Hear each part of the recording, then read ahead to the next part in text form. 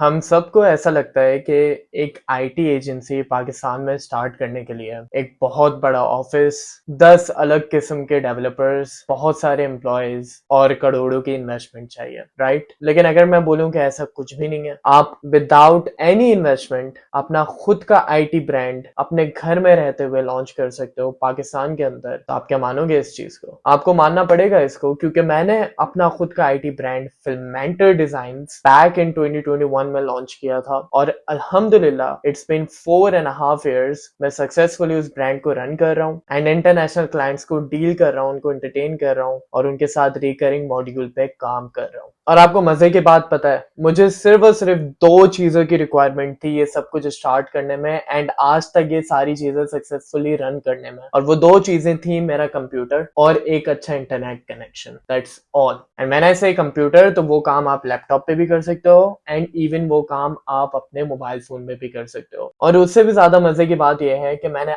आज तक it's mean like 4.5 year मैंने किसी भी एक बंदे को हायर नहीं किया कि आओ मेरे साथ एज एन एम्प्लॉय काम करो। दैट मीन्स मुझ पे कोई प्रेशर नहीं है, मुझ पे कोई रिस्पॉन्सिबिलिटी नहीं है कि भाई मुझे किसी भी बंदे को बैठ के हर 30 दिन में, हर एक महीने के बाद कोई सैलरी पे करनी है। अब सवाल ये आता है कि ये सब कुछ मैं इतना स्मूथली कैसे कर पाया। तो मैं आज आप लोगों को रोड मैप देने वाला हूं कि आज की तारीख में आप लोग किस तरीके से घर पे बैठ के विदाउट एनी इन्वेस्टमेंट आप खुद का आईटी एजेंसी लॉन्च कर सकते हो। शर्त सिर्फ इतनी है कि ये वीडियो आप लोगों ने एंड तक देखनी पड़ेगी। अब वो आप लोगों के ऊपर है कि एक साथ देखना चाह रहे हो एक साथ देखो, अगर टाइम टू टाइम देखना है तो पॉज कर करके देखते रहो, लेकिन जब तक ये वीडियो आप लोग एंड तक नहीं देखोगे ना, आपके पल्ले कुछ भी नहीं पड़ेगा। और अगर आप लोगों को ऐसा लगता है कि ये दूसरे क्रिएटर्स की, जो बड़े बड़े यूट्यूबर बैठे हुए उनकी 2-3 मिनट की वीडियो देख के इन्हीं टॉपिक्स पे आप लोग सब कुछ सीख सकते हो, जाओ एक दफा खुद ट्राई करो और वापस इस वीडियो पे आओ, क्योंकि वहां से आप लोगों को कुछ भी समझ में नहीं आने वाला। एक चीज अपने दिमाग में डाल लो,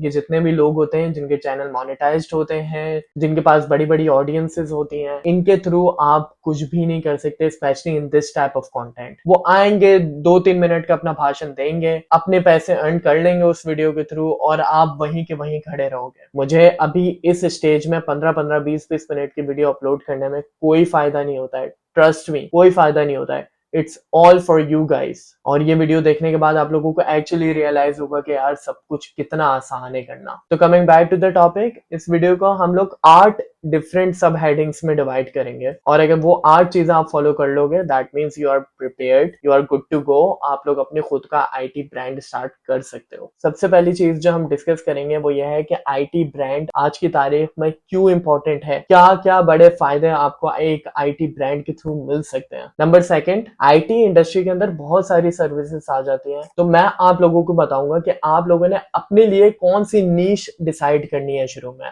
नंबर थर्ड आपका होगा बिजनेस मॉडल, कि आप लोग इस बिजनेस को किस तरीके से बहुत इजीली चला सकते हो। नंबर 4 जो कि सबसे इंपॉर्टेंट चीज होगी, ठीक है, वो होगा आपका सेटअप रिक्वायरमेंट, कि आप लोगों ने किस तरीके से ऑनलाइन प्रेजेंस अपने ब्रांड की बनानी है। नंबर 5 कि आप लोग अपने ब्रांड के अंदर किस तरीके से क्लाइंट्स को ऑन बोर्ड ला सकते हो। नंबर 6 किस तरीके से आप लोगों ने आउटसोर्स करना है अपने काम को। 7th it's all about pricing, क्या आप लोगों का अगर जरा भी बजट लगेगा तो वो किस चीज में लगेगा और आप लोगों ने क्लाइंट्स को आगे क्या प्राइसिंग देनी है अपनी सर्विसेज को लेके। Number 8 which is again the most important thing, कि आप लोगों ने क्या क्या गलतियां अवॉइड करनी है जो मैंने करी थी या कोई भी करता है एक आईटी इंडस्ट्री में आने से पहले या आईटी ब्रांड शुरू करने से पहले। Coming to the first point, कि भाई आईटी एजेंसी स्टार्ट करने का सबसे बड़ा फायदा क्या है 2025 के अंदर। देखो, आप अपनी खुद की अगर एजेंसी शुरू करते हो तो आपकी प्रायोरिटी शुरू से ही होती है कि आपने इंटरनेशनल लोगों के साथ काम करना है। Being very honest with you and sorry for using the harsh words, आप अगर अपना गोल ये रखते हो कि आपको पाकिस्तानी लोगों के साथ काम करना है तो ऐसे ही बेरोजगार पड़े रहोगे, क्योंकि यहाँ के लोग होते हैं चिंदी, वो अगर आपको 1000 रुपए देंगे तो आपसे फिर एक पूरा महल एक्सपेक्ट करके बैठ जाएंगे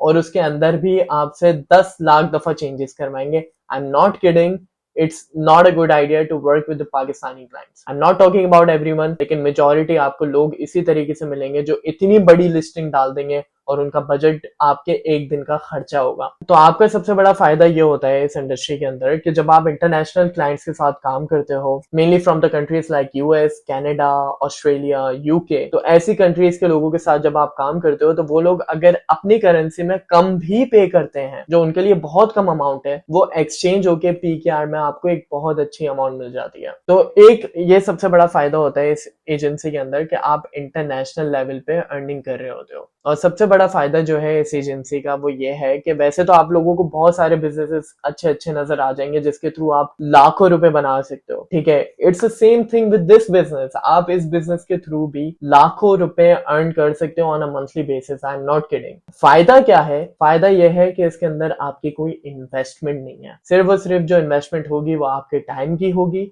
वो आपकी डेडिकेशन की होगी।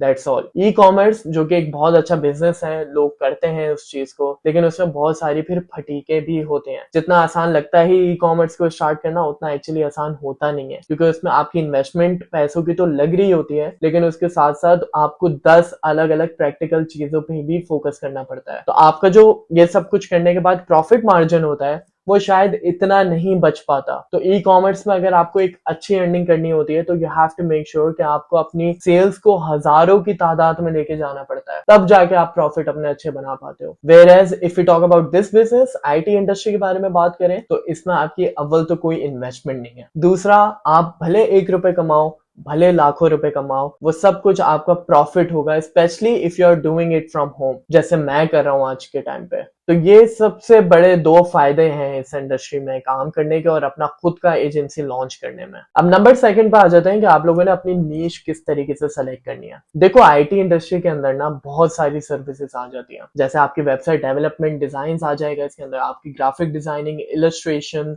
Video editing, video animations, motion graphics, ये सारी चीजें जो हैं, जो भी डिजिटल चीजों से बिलोंग करती हैं, ये सारी चीजें आपकी आईटी इंडस्ट्री के अंदर आ जाती हैं। लोग अमूमन क्या सबसे बड़ी गलती करते हैं, वो ये करते हैं कि उन्हें ऐसा लगता है कि अगर वो मल्टीपल चीजों पे जंप करेंगे तो क्लाइंट कहीं ना कहीं से उनके पास आ ही जाएगा, जबकि ये तरीका सबसे गलत है। आपका इनिशियल गोल ये होता है कि आपने अपनी सोशल प्रेजेंस अच्छी करनी पड़ती है। सोशल प्रेजेंस अच्छी तब करोगे जब आप एल्गोरिथम को कंफ्यूज नहीं करोगे, और एल्गोरिथम को कंफ्यूज कैसे नहीं करोगे आप, जब आप सिर्फ एक सर्विस पे फोकस करोगे। तो आपने क्या करना है, उन सारी सर्विसेज की लिस्ट बनाओ अपने आगे, और उसमें से 1 या 2 मैक्सिमम सर्विसेज चूज करो जो आपको लगता है कि आप अच्छे से क्लाइंट को पिच कर सकते हो, उसको सेल कर सकते हो, एंड उसको वो अच्छे से काम डिलीवर कर सकते हो, ठीक है। अपने आपको मल्टीपल क्राइसिस के अंदर अभी से डालने की जरूरत नहीं है। एक चीज पे फोकस करो, वहां पे अपने गोल सेट करो, अपने फाउंडेशंस को स्ट्रॉन्ग करो,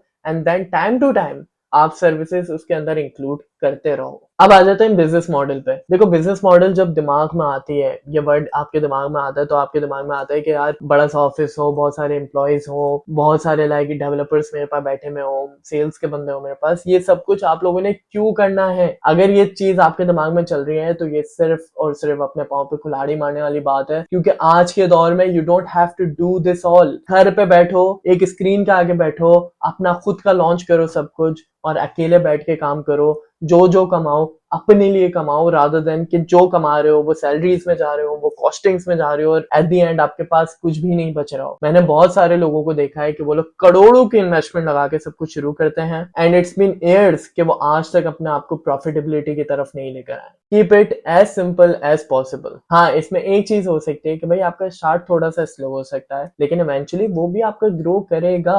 आप ये एक्सपेक्टेशन नहीं लेके बैठ सकते कि आप एकदम से ग्रो करोगे, नहीं। आपको पूरी अपनी फाउंडेशन स्ट्रॉन्ग करनी पड़ती है। जैसे मैंने पिछली वीडियोस में अपने रिकरिंग मॉड्यूल सिस्टम के बारे में बताया था, वो ये सीन है कि अगर आप साल भर में बैठ के आपने उस पर फोकस कर लिया तो इवेंचुअली एक पॉइंट पे 10-20 क्लाइंट आपके साथ on a monthly recurring module पे काम कर रहे होंगे। अब आ जाते हैं सबसे इंपॉर्टेंट चीज पे, सेटअप रिक्वायरमेंट। और मैं आप लोगों को ये रिकमेंड करूंगा कि मेरे बताने से पहले अपने सामने ना एक पेपर और पेन रख लो, जिसमें इंपॉर्टेंट चीजें नोट डाउन कर लेना, क्योंकि ये वाहिद वो चीज है जो आपको कोई भी दूसरा यूट्यूबर, कोई भी दूसरा बिजनेस ओनर नहीं बताता। ये जहन में रखना अपने बात को, और ये चीजें नोट डाउन कर लेना, क्योंकि अगर ये चीजें आप लोगों ने प्रॉपर तरीके से इन पे इम्प्लीमेंट कर लिया तो आप यकीन करें विदाउट एनी इन्वेस्टमेंट आप अपना खुद का एक अच्छा ब्रांड, उसकी विजिबिलिटी बढ़ा दोगे। तो सबसे पहले जब आप अपना ब्रांड लॉन्च करते हो तो उसमें सबसे पहले आपने क्या डिसाइड करना होता है, अपने ब्रांड का नाम, अपनी एजेंसी का नाम। ठीक है, लोग कहते हैं कि यार नाम में क्या रखा है, कुछ भी रख लो नाम। ऐसा नहीं होता भाई, आज के इंटरनेट के दौर पे आपका जो ब्रांड का नाम होता है ना वो सबसे ज्यादा इंपॉर्टेंट होता है। क्योंकि हम आईटी इंडस्ट्री के बारे में बात कर रहे हैं तो आप लोगों ने मेक श्योर करना है जब भी अपने ब्रांड का नाम डिसाइड करो उसमें 2 वर्ड्स होने चाहिए। उसमें से जो आपका एक वर्ड होगा वो ऐसा वर्ड होना चाहिए जो आईटी इंडस्ट्री के अंदर बहुत ज्यादा यूज किया जाने वाला वर्ड है। That can be development, that can be design. और आपका जो दूसरा वर्ड होगा वो आप लोगों ने मेक श्योर करना है कि सबसे ज्यादा यूनिक वर्ड होना चाहिए। मतलब ऐसा वर्ड होना चाहिए जो कभी लोगों ने जिंदगी में सुना ही ना हो। मैं अगर आपको अपने ब्रांड का नाम बताऊं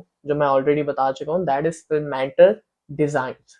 अब डिजाइन एक ऐसी चीज है जो सबसे ज्यादा आईटी इंडस्ट्री के अंदर यूज किया जाने वाला वर्ड है। मिलियंस ऑफ पीपल इसको गूगल पे सर्च कर रहे होते हैं। और अगर मैं फिल्मेंटर की बात करूं तो भाई ऐसा कोई वर्ड एग्जिस्ट ही नहीं करता। आप लोग भी शायद ये पहली दफा सुन रहे होगे वर्ड, क्योंकि ये बहुत यूनिक चीज है। जब शुरू में मैंने अपना ब्रांड लॉन्च किया था तब गूगल भी इसको रिकॉग्नाइज नहीं करता था। वो कहता था what do you mean by Filmentor. तो basically Filmentor is a brand, it's a YouTube channel जो मैं और मेरा भाई मिलकर चलाते हैं। वहां पे हम लोग बॉलीवुड रिव्यूज देते हैं। तो उसी चीज को मैंने कंटिन्यू करके अपनी आईटी इंडस्ट्री का नाम फिल्मेंटर डिजाइन रखा। तो अगर आज की तारीख में आप गूगल पे जाके फिल्मेंटर डिजाइन सर्च करोगे तो आपके सामने सारी चीजें मुझसे रिलेटेड आएंगी। और यकीन करें मैंने इसमें कोई भी मार्केटिंग में इन्वेस्टमेंट नहीं करी हुई। ये यूनिकनेस की तरफ हम लोग इसलिए आ रहे हैं क्योंकि भाई आप लोगों ने किसी के साथ कंपीट नहीं करना है। आप लोगों ने अपनी खुद की दुनिया बनानी है इंटरनेट के अंदर। आप अगर सिर्फ और सिर्फ क्लीशे नेम डिसाइड करोगे तो आप लोग मर जाओगे बूढ़े होके, लेकिन आप लोगों की वेबसाइट, आप लोगों का ब्रांड वहां पे ना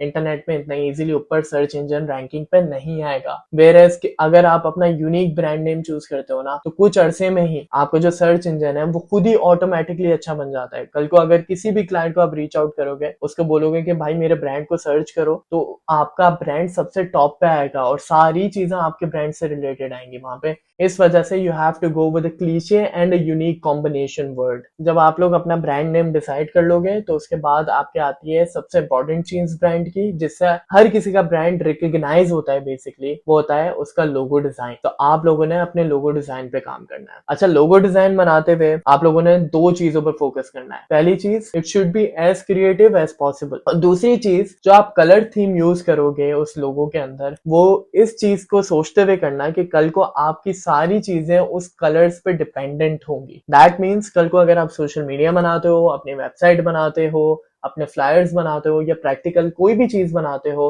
आपको उन्हीं कलर के साथ खेलना पड़ेगा जो थीम आपके लोगों के अंदर मौजूद होगा। आप अगर मैकडोनल्ड्स को ले लो, केएफसी को ले लो या जितने भी बड़े ब्रांड्स हैं उन सबको ले लो, अगर आप उनके थीम देखो डिफरेंट प्लेटफॉर्म्स पे, डिफरेंट जगहों पे, तो वो उन्हीं थीम को फॉलो करते हैं जो उनके लोगो डिजाइन का होता है। अगर आप डिफरेंट कलर्स की चीजें बनाओगे, आपका लोगो डिफरेंट कलर होगा तो बहुत अनप्रोफेशनल होता है, वो अच्छा भी नहीं लगता। और दूसरा, आप मार्केट के अंदर अपना एक अच्छा प्रेजेंस शो नहीं कर रहे हो। तो लोगो डिजाइन के बाद आपकी छोटी सी एक इन्वेस्टमेंट लगेगी जो होगी डोमेन नेम की। गोडैडी पे जाओ, नेम चीप पे जाओ, किसी भी प्लेटफॉर्म पे जाओ, जाके अपना डोमेन नेम परचेज कर लो। जैसे मैं अपने ब्रांड का नाम बताऊं तो filmenterdesigns.com, ठीक है, ये मैंने परचेज किया भाई। तो सबसे पहली चीज आपने ये करनी है कि आपने जाके अपना डोमेन नेम परचेज कर लेना है। आप लाइफ टाइम के लिए कोई डोमेन परचेज नहीं कर सकते हो। आप या तो मंथली बेसिस पे ले सकते हो या एनुअली बेसिस पे ले सकते हो। आई वुड रिकमेंड एनुअली की तरफ जाओ। $5 तकरीबन आपके एनुअली होते हैं एक डोमेन के, जो एस्टिमेटेड प्राइस होते हैं। तो $5 सालाना पे करना कोई इतनी बड़ी डील नहीं है। इट्स लाइक आपके 1300-1400 रुपए, दैट्स ऑल। उसके बाद आप लोगों ने अपना अगला स्टेप क्या करना है, जितने भी सोशल मीडिया प्लेटफॉर्म है including your LinkedIn, Instagram, Facebook, YouTube, even Reddit, Quora, इन जैसे प्लेटफॉर्म्स में जाओ और वहां पे साइन अप करो अपने ब्रांड नेम के साथ, क्योंकि आपका ब्रांड नेम यूनिक होगा। This is one of the another reason. एक तो वो था कि भाई आपकी सर्च इंजन अच्छी होगी, ठीक है। एक ये भी रीजन है कि आपको हर जगह पे सेम यूजर नेम मिल जाएगा। आप अपना brand name as a user name हर प्लेटफॉर्म पे यूज कर सकते हो। ऐसी गलती मत करना कि आपके किसी प्लेटफॉर्म पे कोई नाम हो, किसी प्लेटफॉर्म पे कोई नाम। इवन अंडरस्कोर, ये जो लोग नंबर लगा देते हैं आगे, नहीं करना भाई, वो बहुत अनप्रोफेशनल लगता है फर्स्ट ऑफ ऑल। और दूसरा आपके सर्च इंजन पे इफेक्ट करेगा, क्योंकि कल को अगर आपको कोई गूगल पे सर्च करे तो आपके सारे सोशल मीडिया प्लेटफॉर्म उसके सामने आने चाहिए। लेट्स से कि अगर यूट्यूब पे मैंने यूजर नेम अपना अलग कर लिया, ठीक है, वो ब्रांड नेम से थोड़ा सा हट के है, जैसे फिल्मेंटर डिजाइन 123 मैंने यूजर नेम रख दिया वहां पे, तो भाई मैं नुकसान में हूँ, मेरा यूट्यूब कभी सर्च इंजन में आएगा ही नहीं, क्योंकि एल्गोरिथम ही नहीं कैच करेगा। तो आपने ये चीजों को मैटर करना, ये चीजें वो चीजें हैं जो आपको कोई नहीं बताता। इन चीजों से ऑर्गेनिकली अपने आप को ग्रो कर सकते हो without any kind of investment in marketing. जब आप अपने सोशल मीडिया अकाउंट्स बना लोगे तो उसके बाद आप लोगों ने लास्ट चीज करनी है जो कि आपकी बेसिकली फाउंडेशन स्ट्रॉन्ग कर देगी, वो है कि आप लोगों ने अपनी वेबसाइट बनानी है। अब वेबसाइट सुन के ना पागल मत हो जाना है कि भाई वेबसाइट कैसे बनाऊंगा, यूं क्या होगा। बड़ी सिंपल सी एक इंफॉर्मेटिव वेबसाइट बनानी है, दैट्स इट। वेबसाइट बनाने का मेन रीजन ये है कि पहला, जब आप क्लाइंट को रीच आउट करते हो, आप उसको अपना वेबसाइट दिखाते हो, तो वो एक प्रोफेशनल, एक अच्छी आपकी ऑथेंटिकेशन शो करता है। क्लाइंट के अंदर भी एक कॉन्फिडेंस जागता है कि भाई वो आपके साथ काम करे। और दूसरी चीज ये है कि ऑर्गेनिकली आपकी जो वेबसाइट होती है ना, उसका सबसे अच्छा सर्च इंजन होता है। मतलब कल को अगर कोई भी सर्च करेगा अगेन आपको गूगल पे, तो सबसे पहले आपकी वेबसाइट आती है, फिर आपके सोशल मीडिया प्लेटफॉर्म्स आते हैं। यूजुअली सबसे ऊपर लिंक्डइन होता है एंड देन फिर सारे सोशल मीडिया प्लेटफॉर्म्स होते हैं। कोई भी पोर्टल वगैरह इंटीग्रेट करने की जरूरत नहीं है। Keep it as simple as possible. 3 से 4 इनर पेज की बनाओ, ठीक है, नॉर्मल इंफॉर्मेटिव वेबसाइट बनाओ, वहां पे अपना पोर्टफोलियो डालो और वहां पे बताओ कि भाई ये सर्विसेज मैं प्रोवाइड करता हूँ। प्राइसिंग का एक सेक्शन बना देना अगर बनाना चाहते हो, जहां पे आप अपने डिफरेंट पैकेजेस दे दो। अगर रेफरेंस के तौर पे आप मेरी वेबसाइट देखना चाह रहे हो, मेरा ब्रांड देखना चाह रहे हो, तो डिस्क्रिप्शन में मैं उसकी लिंक दे दूंगा, www.fullmatterdesigns.com। जाके देखो कंटेंट वाइज मैंने वहां पे कैसी चीजें डाली हुई है, मैंने किस तरीके से प्रॉपर्ली अपना पोर्टफोलियो डाला हुआ है। एक यूजर एक्सपीरियंस देखो कि कितना आसान है वहां पे किसी एक क्लाइंट के लिए कि अगर वो वहां पे आए और देखे कि भाई ये ब्रांड क्या क्या चीजें प्रोवाइड कर रहा है। जब आप अपनी वेबसाइट प्रिपेयर कर लोगे और लाइव कर दोगे उसको, अब आपने सिर्फ और सिर्फ चीजों को एक्टिव रखना है। जैसे सोशल मीडिया प्लेटफॉर्म्स है, वहां पे ऑफिशियली चीजों को अपलोड करना शुरू करो। अच्छा, अपलोड करने का मतलब ये नहीं है कि आप कुछ भी डाल दो मुंह उठा के, नहीं, आपकी प्रॉपर ब्रांडिंग होनी चाहिए हर पोस्ट की, सही है। आपको प्रॉपर डिजाइन करना है, उनको प्रॉपर्ली वहां पे अपलोड करना है उनको। You don't have to worry about engagement, you don't have to worry about anything कि भाई मेरे फॉलोअर्स बढ़ रहे हैं या नहीं बढ़ रहे हैं। आपने बस एक चीज फोकस पे रखनी है कि आपने एक्टिव रहना है। कि अगर कोई भी क्लाइंट कल को आपके ब्रांड के पेज पे आता है या वेबसाइट पे आता है या कहीं पे भी आता है, तो उसको वहां पे पता चले कि भाई तुम्हारा काम प्रोफेशनल है, तुम क्या करते आए हो, तुम क्या क्या करते हो, तुम्हारे बारे में उसको पता चले। ऐसे ही नहीं कर लेना कि सोशल मीडिया बना लिया फिर क्लाइंट हंट करना शुरू कर दिया, सोशल मीडिया में आपके कुछ है ही नहीं, क्लाइंट आ रहा है देख रहा है कि भाई खाली है, तो डेफिनेटली आपके साथ कोई काम नहीं करेगा। अब आ जाते हैं 5-6 पॉइंट पे कि आप लोग क्लाइंट किस तरीके से ला सकते हो। देखो, इसमें मैं एक डिटेल्ड वीडियो बनाऊंगा अलग से, लेकिन इस वीडियो में it's not possible for me to explain all those things, क्योंकि फिर वीडियो बहुत ज्यादा लंबी हो जाएगी। ठीक है, इसको मैं नेक्स्ट वीडियो में डिस्कस करूंगा कि आप लोग क्लाइंट को किस तरीके से ला सकते हो। और नाउ जितने भी प्लेटफॉर्म्स हैं, फाइवर, अपवर्क, बार्क, बिहेंस हो गया आपका, इन जैसे प्लेटफॉर्म्स पे जाओ, अपना अकाउंट बनाओ प्रोफेशनली और वहां पे अपना पोर्टफोलियो अच्छे से इंटीग्रेट करो, अपलोड करो। मैं बिल्कुल भी इस चीज के फेवर में नहीं होता कि भाई लोग फाइवर पे अपना अकाउंट बनाए और वहां पे जाके वेट करेंगे भाई क्लाइंट कब आएगा, ये कब आएगा, ठीक है, क्योंकि मुझे भी पता है कि भाई हर किसी को अर्न करना है, जल्दी अर्न करना है। तो it's better to go with the client hunting rather than कि आप एक मीडिया पे बैठ के आप वेट कर रहे हो कि भाई क्लाइंट कब आएगा मेरे पास, जो कि आता भी नहीं है आपके पास, टू बी वेरी ऑनेस्ट। लेकिन फिर भी हो सकता है कि आपके पास क्लाइंट आ जाए। एक ऑप्शन आप अपने लिए हमेशा मल्टीपल ऑप्शंस क्रिएट करते हो, तो इन चीजों को बना के अपने पास रख लो, क्योंकि at the end of the day ये चीजें भी आपके सर्च इंजन पे आपको हेल्प आउट करेंगी। लेकिन जो प्रॉपर तरीका है क्लाइंट को ऑन बोर्ड लाना, किस तरीके से आप क्लाइंट हंट कर सकते हो, वो मैं आपको अपनी नेक्स्ट वीडियो में बताऊंगा। अब आ जाती है छठी चीज, जो कि आउटसोर्सिंग द वर्क है। देखो, आप लोगों के दिमाग में एक चीज आ रही होगी कि भाई हम जब क्लाइंट को ऑन बोर्ड लेकर आएंगे, जाहिर है वो किसी ना किसी सर्विस के लिए हमें पे करेंगे। लेट्स से कि अगर वो सर्विस मुझे करनी नहीं आती, ठीक है, मैं सिर्फ उसको बेच रहा हूँ या फिर मेरे पास बहुत ज्यादा काम आ रहा है, तो उस केस में भी आपको किसी को हायर करने की जरूरत नहीं है। अपने दिमाग में बंदे रखो। जब मैंने काम स्टार्ट किया था तो मेरे पास बहुत सारे लोग काम करते थे कंपनी में, जो कि डिजाइनर्स भी थे, वेबसाइट डेवलपर्स भी थे, सब थे। उनसे मैंने अच्छी बनाई हुई थी अपनी। आज भी अगर मेरे पास कोई काम आता है तो वो काम मैं खुद पर्सनली नहीं करता हूँ, वो काम मैं करता हूँ आउटसोर्सिंग पे। तो इसमें ये होता है कि मेरे ऊपर कोई प्रेशर नहीं होता है। जाहिर है जब क्लाइंट मुझे पे करेगा तभी मैं आगे आउटसोर्स करते हुए पे करूंगा, उसमें अपना मार्जिन रखकर। तो इस केस में कोई आपके लिए रिस्क फैक्टर नहीं होता। तो आप पर प्रोजेक्ट के बेसिस पे अपने बंदे माइंड में रखो जिनका आपको पता है कि काम अच्छा है, ठीक है, उनको ऑन बोर्ड लो और उनको बता दो कि भाई जब जब मेरे पास काम आएगा तो मैं आप लोगों को काम देता रहूंगा। तो मेरे साथ भी जो काम कर रहे हैं वो अपना फुल टाइम जॉब भी कर रहे हैं एंड जब जब मेरे पास काम आता है तो मेरे लिए भी वो काम करते हैं। अब बात करते हैं प्राइसिंग के बारे में, जो कि हमारा 7वां पॉइंट है, ठीक है। जब आपकी फाउंडेशन बन जाए, सब कुछ आप लोगों का इनिशिएट हो जाए, तो प्राइसिंग हमेशा मेक श्योर आप लोगों ने करना है कि कम से कम मार्केट प्राइस से भी सबसे कम आप लोगों ने प्राइसिंग देनी है, क्योंकि आपका इनिशियल गोल हमेशा ये होना चाहिए कि हमें नंबर ऑफ क्लाइंट्स को इंक्रीज करना है। शुरू में भूल जाओ कि आपका कोई प्रॉफिट बनेगा, शुरू में भूल जाओ कि आप बहुत ज्यादा अर्निंग करोगे, ठीक है। अगर आप मेरे मॉड्यूल की तरफ चलते हो, जो मैं आपको बता रहा हूँ कि आप किसी को हायर नहीं करो, खुद का काम करो, तो उसके बाद आप अगर 1 रुपए भी कमाओगे तो वो अपने लिए कमाओगे, ठीक है, वो आपका प्रॉफिट ही होगा बेसिकली। तो इस वजह से आप लोगों ने क्या करना है कि हमेशा प्राइसिंग जो है अपनी वो सिग्निफिकेंटली लो रखनी है even compare to the market prices in Pakistan. Last but not the least, वो गलतियां जो आप लोगों ने अवॉइड करनी है। लोग क्या करते हैं कि अपनी एजेंसी खोलते हैं और धड़ाधड़ अपनी मार्केटिंग में बहुत सारा पैसा लगाना शुरू कर देते हैं। उससे क्या होता है कि नंबर ऑफ रीच तो आपकी इंक्रीज हो रही होती है, आपके पास क्लाइंट कोई आता ही नहीं है। आप कहते हो यार मेरे पैसे डूब गए, आप कहते हो कि यार इस इंडस्ट्री के अंदर कुछ भी नहीं है, कोई पैसा ही नहीं है इस इंडस्ट्री के अंदर, आप सिर्फ लॉस में जाओगे।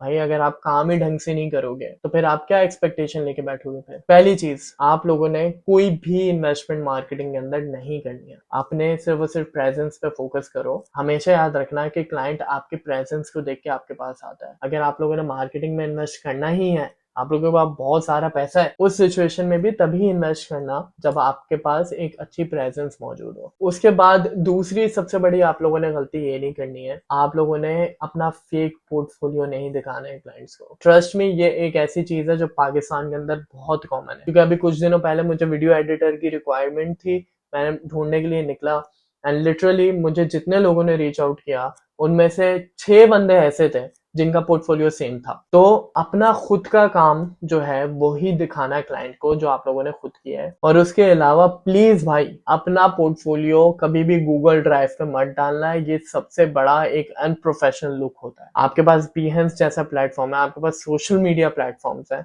आप अपना पोर्टफोलियो गूगल ड्राइव पे क्यों डाल रहे हो भाई? कोई भी बंदा वहां पे इंडिविजुअली लिंक को क्लिक करके एक एक चीज को खोल के नहीं देखेगा। तो इन दी एंड मैं आप लोगों को सिर्फ ये बोलना चाहूंगा कि ये एक वाहिद बिजनेस मॉडल है जिसमें आप गधों की तरह काम करने के बजाय स्मार्टली काम करते हो, कम टाइम के लिए काम करते हो और एक अच्छा प्रॉफिट बनाते हो। इस वीडियो को ज्यादा से ज्यादा शेयर करना उन लोगों के साथ जो कि एक्चुअली अपना आईटी एजेंसी लॉन्च करना चाह रहे हैं। और अगर आपका खुद प्लान था आईटी एजेंसी को लॉन्च करना तो मुझे बता देना कि ये वीडियो कितनी हेल्पफुल थी आप लोगों के लिए नीचे कमेंट सेक्शन में। अगली वीडियो तक के लिए अपना बहुत सारा ख्याल रखना, फिर मिलते हैं बहुत जल्द।